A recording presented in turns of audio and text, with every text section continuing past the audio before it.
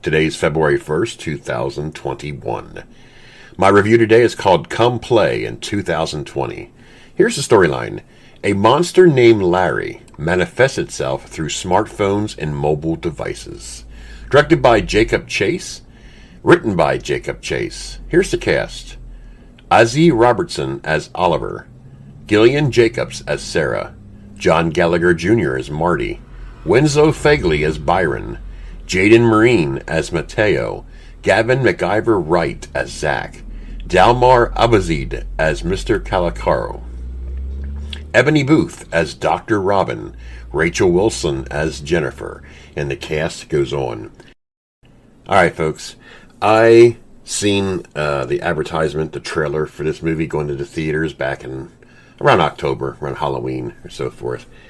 And I wanted to see this. Now, being said that, there were a bunch of films before this that has a nagging kid in it. And I understand that movies want to make it real, having a kid, whatever. But I was hoping that this kid wasn't some nagger. Well, I wasn't. It wasn't, and I was surprised. In this case, Oliver has autism. He didn't speak. But he was lonely. And some things manifest. There's a creature named Larry, which I thought was laid out pretty nice in this film. There's a bunch of film like Stickman and blah, blah, blah. And sometimes not seeing enough of it gets boring. But with this film here, it was paced very nicely. As I said, Oliver, a loner, lonely, no friends. He had friends, but he couldn't understand why they were his enemies, per se. I mean, these kids were young. Well, the story comes out on that, what happened, and things change. But his best friend growing up, now mind you, they're little, they all came to the house, after being bullied by these kids earlier. They threw his phone and, whatever. Well, it comes on people's phones or tablets. It starts telling the story about Larry. Turn the page, you read it, and it brings Larry into the story, into the movie, to where he wants Oliver as his friend, and anybody who gets in his way, they will meet their demise. Now, it's a drama horror, but it's not really a horror film per se. But the character of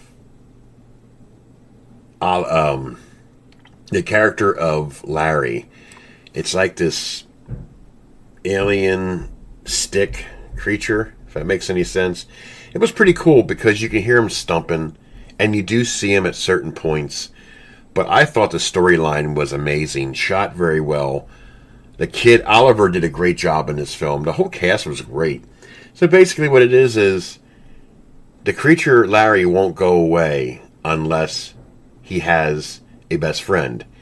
And that would mean you have to touch his hand, and then he takes him or her with you, and then he goes away because now he has a friend for life.